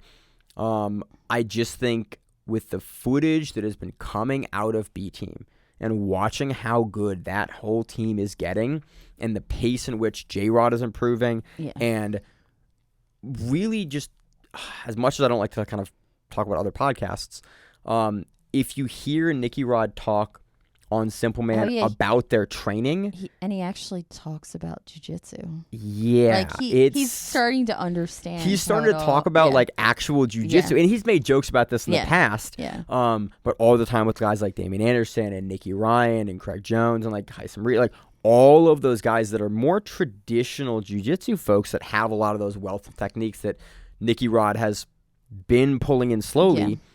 If you watch the rounds from B Team, the guy does not look like the same guy that he looked like even 6 or 8 months ago. Yeah. Like, he looks like he's very rapidly evolving his game. I think we're going to see him exactly like we saw last Fight Pass Invitational, super heavy body lock control. Yeah. I think he's going to be able to put Yuri down, and I think we're going to see Yuri playing craftily from the guard. Yeah, and we might even see, like, Nicky Rod just get, like, a wrestle up. Yeah. Really not. Or also pull guard, because remember that one time he pulled guard at the EBI Invitational? Yeah. I think that Nicky Rod is able to put heavy top pressure on Yuri. I think Yuri is going to make it a close match, but I think that Nicky Rod is going to learn a ton from their first match and not make the same mistakes. I also feel that this is going to be a match where you're going to see a lot of shit talking, and it's going to get it might get a little spicy. I could see that too. Because if we know how Nicky Rod has been at Quintet, getting a little spicy during his matches, this one already has enough. A little bit of history there. History going that this might. Yuri likes to poke a little bit. Yeah, this might get a little interesting to say the least. I'm excited for this. I'm gonna go to Nicky Rodriguez over Yuri because again, just the improvements and the rapid improvements we've seen in his game at B Team. Yeah. And look at him at the Fight Pass Invitational, at EBI, at the events that we've seen him in. He's got his diet under control. He doesn't have high cholesterol anymore. He doesn't have high cholesterol? I don't know if he does or not. I'm just saying, like, if you watch his Nicky Rod eats, he eats a lot better than he used to. I think we see the body lock passing. I think we see the evolution of the Roddy lock. Yeah. And he's able to use it against Yuri. Yeah. I think that is the deciding factor. I don't think he'll be able to submit Yuri. No, I don't think so either. But I think But you never know. He might jump on a foot, and I mean, we know he can break feet. Yeah. I think that'll be the deciding factor here is just his ability to pass and prevent Yuri from putting up as much offense as he needs. and activity to win a decision. Moving on to Mason Fowler versus Haisam Rita. This is a weird one to pick for me. Yeah. I'm going to go Mason here. Haisam is one of my favorite grapplers to watch, but he is somewhat inconsistent in his game planning and his execution. If Haisam's on, I think Haisam, go back and watch the submission of the year, 2022 for ADCC, his armbar win over Cyborg. Like, when Haisam is on, he can do that to anyone in the world. Yeah. When and he is throws off, and everything. He's so dynamic. He's so strong. He's long. He's lanky. He is an odd, awkward body type for a lot of people to deal with. Unless Haisam can kind of emulate what Craig Jones was able to do with that guillotine in 2019, I kind of think that Mason's guard, I think Mason will pull here. I think he'll put Haisam in the guard. Yeah. And unless Haisam can jump back for a footlock, and then again, Mason Fowler is incredibly hard to submit. Craig Jones couldn't submit him twice. Yeah. Or sorry, couldn't submit him in SUG and under that rule we set. were talking about before we started this was that Mason has like a smaller man's game for a larger gentleman. I just misspoke. I meant to say Craig Jones couldn't submit him in SUG. I understand he submitted him in ADCC. Oh, okay. But what I was saying is recently with the leg locks, if Haisam drops for a leg, like Craig Jones wasn't able to do that. I think Craig Jones is one of the, if not the best leg locker in the world. So let me caveat that back to what you were saying with the way that Mason plays. That small, again, Kyle Terra's his coach. Yeah. He plays a small man Kaitera game, which is a very intricate game. But he is also apparently ridiculously strong. Yeah, I've heard which that people too. talk about Haisam as well. And Haisam has the body that looks like it with the length and the height. Yeah. But I just think that Haisam either torpedoes and hits a highlight reel sub here, but I think or Mason can slow him down. And I think if it goes later in the match, it definitely goes to an advantage for Fowler. Yeah. I just think that Mason is more patient, and if Haisam cannot explode out and beat him, then Mason will be able to take small moments that will win him the match. Yeah. If not even be able to get to Haisam's back and submit. I think it's this is always a weird match. I'm going to go most likely like 70% Fowler, with the 30% of like Haisam hits a highlight reel sub like Haisam Rita does. And I would guess it would honestly probably be... It'd be off jump like immediately. It'd be off jump. It'd probably be either an armbar kind of like he has Cyborg with, like knocks him down almost the same way, or a jumping back take, which you've seen it hit before. But I think that Fowler's guard will probably not frustrate Haisam, but will entrap Haisam long enough for Fowler to get something going and win a decision where Haisam is trying to pass, but Fowler is working from the guard and winning on that merit. So, next match, Nicky Ryan versus Jonathan Gracie. This one if Nicky Ryan is... If he eats breakfast... that was... The fact that he tried to do the entire day of trials without eating is... unfortunate. But if he eats breakfast and lunch, maybe dinner, and then is not plagued by a million injuries, then, and we get like full blast Nicky Ryan, then I think Nicky Ryan can definitely take out Jonathan Gracie. But Jonathan Gracie is also looked better and better recently. And recently has a lot more movement. It's not the speed. The speed is it's not way the Jonathan different. Gracie before where he was a little slow. Yeah. A little. I mean, he was methodical, but he was. He kept a slower pace, and now in the last year, he's definitely. We've seen him ramp up his pace pretty significantly, and like the knee injuries seem to be less of a problem. He still wears the braces, but they seem to be less of a hindrance to his willingness to move very rapidly. Nicky Ryan isn't really a rapid. He plays a kind of a game like his brother. Yeah. Very slow, methodical. He will beat you in small sequences, and he's amazing. He is incredibly hard to put away by all accounts. But I hope he stands for a little bit. I would like to see a standing match between the two of them because I keep on hearing how good Nicky Ryan's wrestling is. And we know that Nicky Ryan has a good wrestling game. We know Jonathan Gracie has a good wrestling game. Yeah. I would like to see them at least stand for a little bit, but I feel that Nikki's probably going to sit. I think Nikki takes this. Yeah. Thinking about how their games match up, I think that Jontas Gracie has a lot of really great explosive movement. Yeah. And he's been more active, and that was sort of his biggest downfall prior was he wasn't active enough. Now he's fixed that. But I think the increase in activity is something that will play actually better into Nicky Ryan's game than the slower paced Jontas Gracie that maybe wouldn't give Nicky Ryan as much to work with. That makes sense. So because we've seen people try to torpedo through Nicky Ryan before, and Nicky Ryan is like almost like old school wushu where he like can direct you and push you to the side where people will overcommit on him. And then again, that's partially because he was a child fighting adult men that were like, oh cool, I'm going to torpedo this kid. Got very used to that style of competing. I think Jontas Gracie is going to come out hopefully aggressive like he does, but I think that Nicky Ryan will probably probably shoot it into the legs, might be able to wrestle up and take the back of Jontas Gracie here.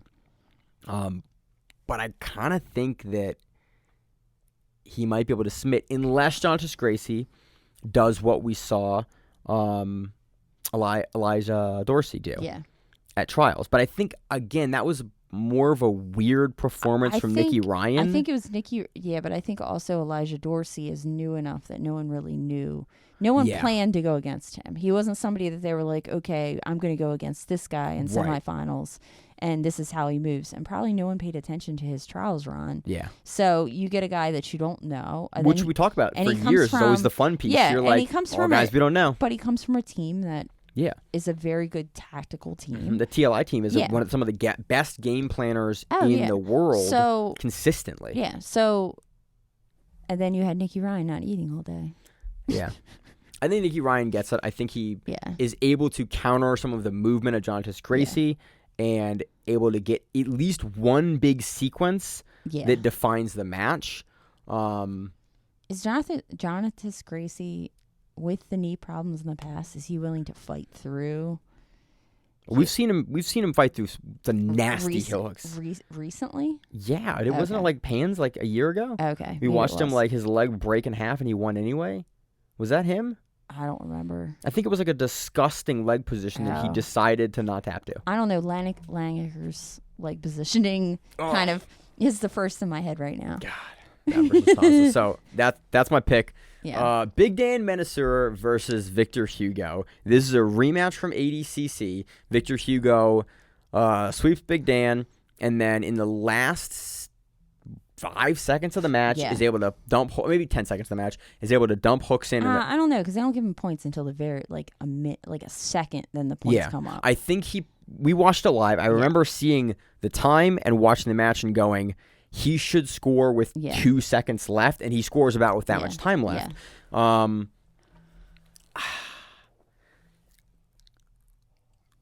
really have no idea. The first match was really close. I don't know. In this rule set, I kind of think Victor Hugo... Big Dan was more active in their ADCC match, but Victor Hugo had better sequences. Yeah. He had a turnover. Big Dan had way more passing on top in the non-scoring position, non-scoring portion of the ADCC match. But when it comes to the activity and the sub-criteria, the close submission attempt criteria that Fight Pass Invitational, or I think Fight Pass Invitational uses... I kind of wonder if Big Dan's going to pull here, going to force Victor Hugo into passing positions. And then Big Dan's game works very well with leg lockers, but Victor Hugo is also one of the best big guy leg lockers in the sport. But Big Dan's also one of the best big guy leg breakers in the sport. So... Yeah, but I don't... I only say Victor Hugo for the fact of his... how long he's been around. Just the veteran status there. Veteran status. Yeah. Just because Dan will still sometimes make some tackle errors. Yeah. And I think that's correct. I feel like he hasn't shown me a lot of performances where he's not made... he's able to recover those things. But I think Victor Hugo... tends to not make a gang of mistakes. No, and he's going to take advantage of any mistake that's made. Yeah. And I think... we still see Big Dan like trying new stuff and working and learning his game a little bit. Again, Go back and watch all of Big Dan's ADCC opener performances, his trials performances. Like, he has the experience, but I can't, like, in the Hanky Jalissa match, made a little mistake in the wrestling. Yeah. In the match with Kyle Bain, made a little mistake in ADCC with the guard pull. Like, again, I'm pointing to 2 matches in 2 years of him competing. But he's also only been competing for maybe 4 or 5 years total. Yeah, and it's like, at this level only 4 years. That's what I mean. He hasn't. It's not like he's been. It's not uncommon for guys with that much experience to have little things like that. Like, it's not an indictment of his game at all. It's just like he's a earlier career guy, young, big, super heavyweight that is figuring out the landscape. But he's going against a veteran like Victor Hugo. This could very well be the turning point match for Big Dan. But I think that Hugo is kind of veteran savvy, keeps him in this enough. I think both guys can get a little slow sometimes in matches, and I think if one of these gentlemen can lure the other into a slower match, that they will win.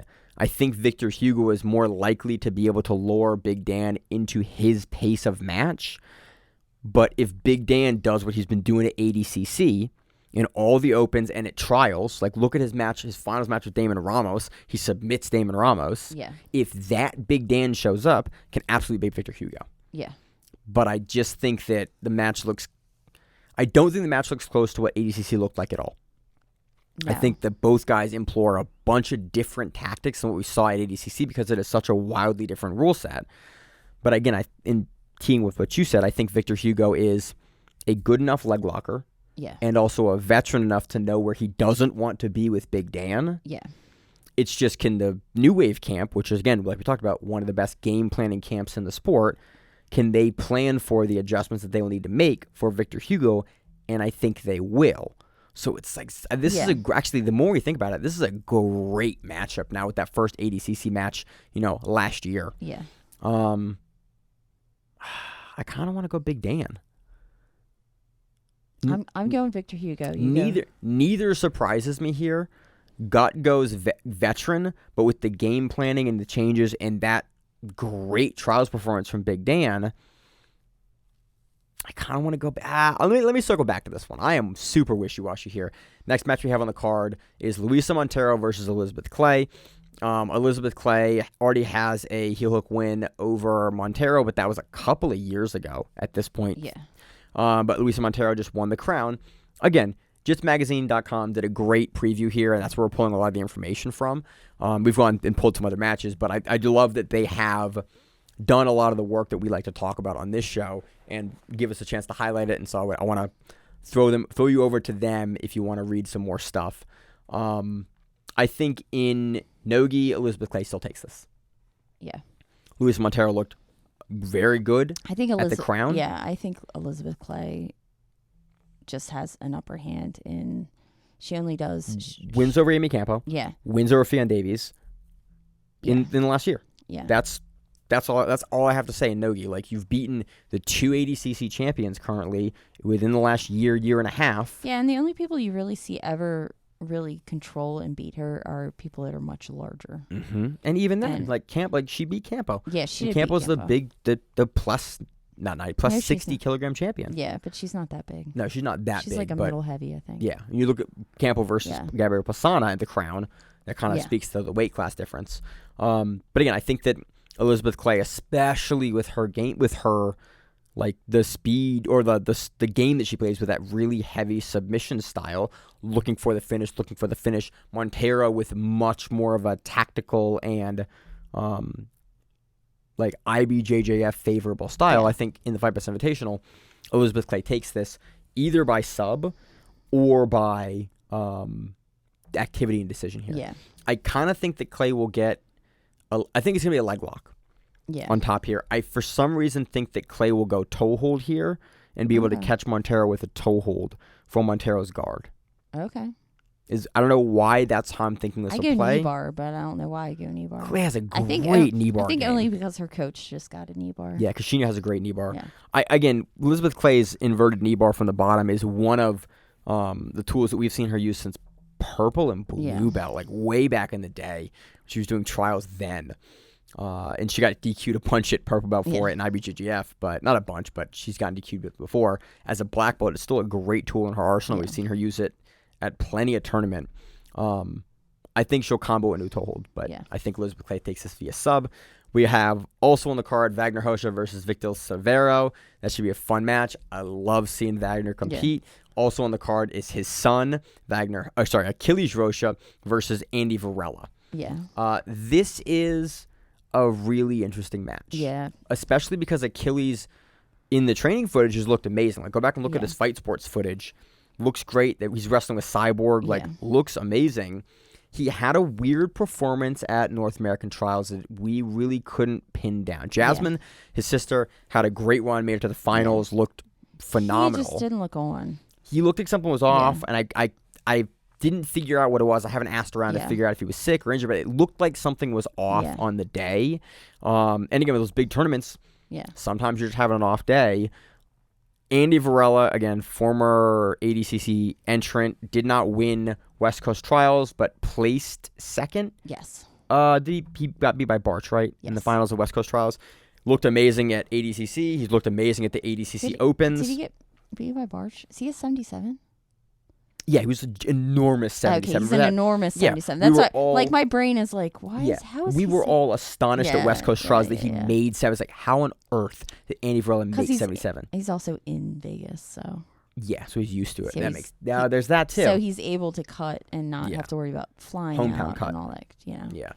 I want to go Varela here. Again, he has Wagner has, Achilles has his dad in the corner. I think Varela can also put so much a pace and just so many attacks on you that unless I think Achilles tends to get a little tired in longer matches. And we saw on East Coast Trials, not this year, but the last East Coast Trials, when Achilles was just eating heel hooks. Remember his feet were all taped up? Yep. He was also like 16 there, though. So again, a lot has changed. Achilles is now a grown. You think he's 18 now, something like that. Is he 18? He's close if he's not. But like, I just think that this is a really tough stylistic matchup for Achilles. I think he's going to be bigger than Varela, but probably not by much. Varela is quick. He's going to cardio till the end of the earth. I think, is this in Vegas? If it's Fight Pass, if it's at the Apex. I don't know. It's probably in Vegas, so Varela's hometown again.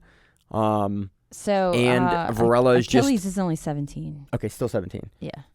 Varela is just a workhorse. He's 16 in August of 2023, which is this year. So he's 16. He's still 16. Yeah, he's still 16. No, as he makes his Hughes #1 debut. This is an old article. It's an old article, but the article's dated 2023. Okay, I'm still looking. Keep on going. Keep on talking. He's 15 in 2021. So he's 17. So he's 17. Okay. We think he's 17. Here. Again, I think Varela being a veteran here wins it. Varela just pushes a pace, which sometimes Achilles can have a problem with. Yeah. And he is super aggressive with his subs, which are what win you the decision at Fight Pass Invitational. Achilles can absolutely put on a great performance, take it over Varela, but I just think that stylistically this is set up for Varela to be able to take this hometown and what I mentioned before. But it should be fun. Again, I hope that Achilles just had an off performance at Trials and looks really great. Yeah, then it'll be freaking wild. Yeah, then it'll be guns blazing. Yeah, it'll be craziness because Andy Varela goes hard no matter what. Yeah, and so does Achilles. We've seen Achilles like in the training. We've seen him in competition and in training footage go super hard. It just weird performance at Trials. Yeah, and we also have Hannah Goldie, who's a UFC veteran, going against Amanda Mazza. Amanda Mazza's a purple belt from the Jersey area. Mm-hmm. So I've reffed a couple of her matches. Yeah. I've seen her compete a bunch. So that'll be interesting, especially having a local, to us at least. Yeah. Going against somebody who's more of a veteran. In the UFC. So, and Hannah's, we've seen her, I forget where we've seen her grapple before. Might have been on Fury. I think Combat Jiu-Jitsu. Okay, that's what it was. I think it was, it's either Medusa or Combat Jiu-Jitsu. Or one of those events, I want to say, because being an MMA fighter, generally. Very used to. They do, but they do like the EBIs and the. Yeah. Normally they're in that hopper of getting on. They normally don't do the other events. No. We also have Christian Guzman versus Aaron Wilson on that card as well. So it looks like a really good card. I can't wait to talk about it next week. We also next week, anything else on this card, Miranda? Nope. Also next week we have 2023 Worlds. There are a bunch, No-Gi Worlds. No-Gi Worlds. No-Gi Worlds. In Vegas. So not ADCC Worlds, but No-Gi Worlds in Vegas. All the divisions are out there. There's a bunch of veterans. There's a bunch of new people. There's a bunch of craziness. We don't have brackets. We don't have any. Go back and Flo and who's number one. Flo and IBJJF. They probably haven't even given us a schedule on who's going to go win yet. So Flo and IBJJF have some listings out if you want to go through and read them all. Again, the show's already a little long as it is now. Yeah.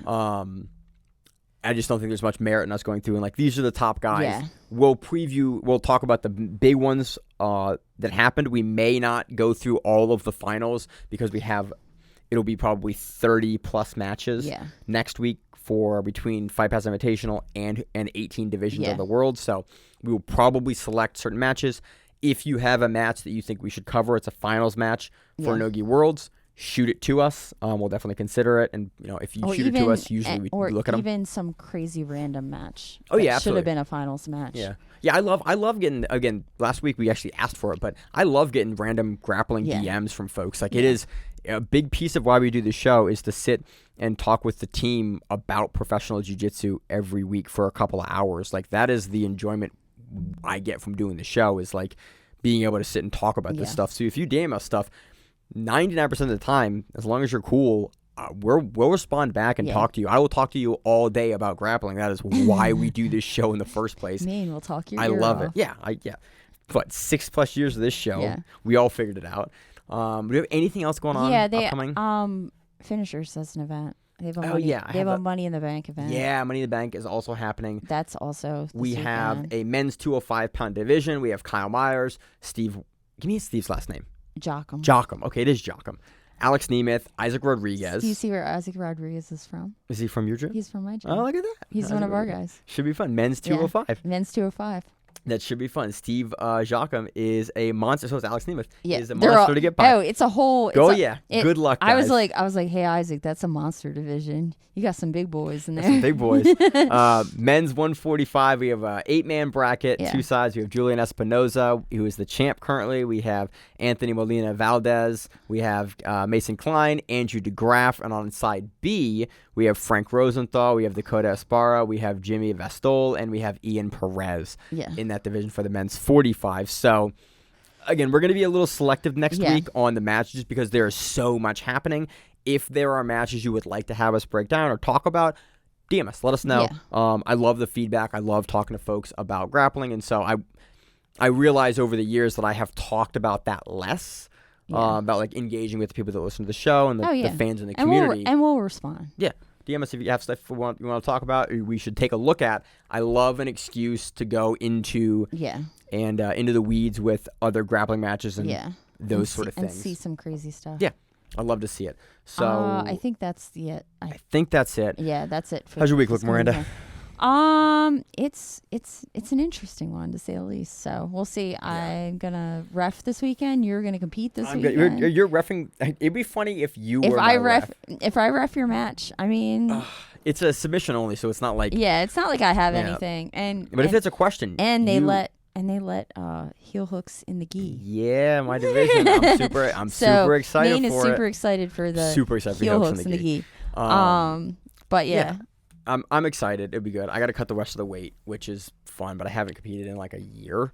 So you don't have a lot of weight to worry about. So no, I'm on weight now, but I just have to I've dieted and I love dieting because especially when it gets winter here, it gets cold. Yeah, and then I get small, and I'm like, cool. Now I'm cold all the time. Yeah, so it is what it is. But I'm excited. But, I love competing, and with the back injury, I don't get a chance to do it as much anymore. Well, and there's also, as you get to a higher level, it's sometimes hard to find matches. If you're a small, tiny man at a higher level, it's a bit hard to find local stuff. Yeah. Especially masters now, and because I don't want to jump back into the adults anymore. I'm too old and too many spine surgeries, or just one spine surgery, and I just don't need that smoke. I have a full-time job, and we run the podcast as well, and I can't be too broken up.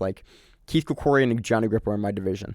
Dorian Olivera is in my Yeah. division. Dominic Mejia is in my division. Owen Jones. It's like, hey, man, these are guys that I need to not see in Masters divisions because the time has passed me by. Well, so. you know, you never might. You might get a hold of a Meow because I know. the Meow or That'd be fun. I love to compete against one of the Meows. was it Zhao? Did Zhao do Naga? I think. Oh yeah, one of the Zhao Naga did recently. Naga. I was like, what the fuck? Like, That would be awesome if that was an opportunity. You went into Naga and you're like, oh, like I would. you're gonna go against the Meow now. I would love that. That'd be so cool. I think they would be fun to go against because I see them technically beating you. Yeah. And not. Yeah, they'd Berimbolo and choke me. I know how that match would go, but like it'd be fun. But I don't see them as like viciously injured. He's not going to torpedo a heel hook on me because I just see, he knows I'm some local guy happy I just to be see him there. like baron-bowling, just that's what it would be. Yeah.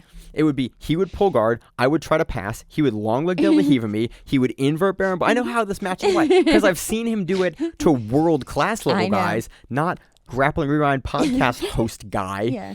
What are the B team guys? Freddie from the B team and BJJ World. He said that dude from Grappling Rewind. I'm like, that dude from Grappling Rewind gets Berimbolo by Zhao or Paulo Meow. You'd probably have a big smile on your face doing it. So. I'd have a great time. Like I love to compete, so I'm really happy to be able to go and compete locally this weekend as we cover world class level guys competing. But I like to do it occasionally. It just kind of keeps you. As a coach and as a person that talks about this on the podcast, I think it's really important to have the perspective and remember like what it's like. Again, not anywhere comparable level, but that's why I also will go and judge for ADCC and like I try to stay in the mix of the competition. We do commentary pretty frequently so that you don't lose that perspective as we talk about all this stuff because I think that's as an analyst very, very valuable. And so going out there to do it, you compete all the time, and so I try. You drive me to continue to compete. I try. So it'll be great. I am your senior, so I know. That's great. So anyway, that's all I got going on. Or anything else fun? I don't think so. All right. Austin Open in 2 weeks. Yeah, that'll be fun. That'll be fun. So, as always in the show, I'm your host, Maine, my co-host, Miranda. And we have the Grappling Round. So that where it is, stay safe. If you like the show, please consider sharing it on Facebook with the folks at your gym. It's the best way that we grow the show, and we really appreciate it. You can reach out to us on email. We also have Instagram. We have Facebook. We have Twitter. We have Google+. Until that shuts down. We have a website. If you have an event you would like to have us cover, please let us know. If you have a name, like most people do, and you'd like to have us stop butchering it, let us know. Reach out to us. The show is also available on YouTube, Spotify, in addition to iTunes and every other podcast service. We very much appreciate your time, and thank you.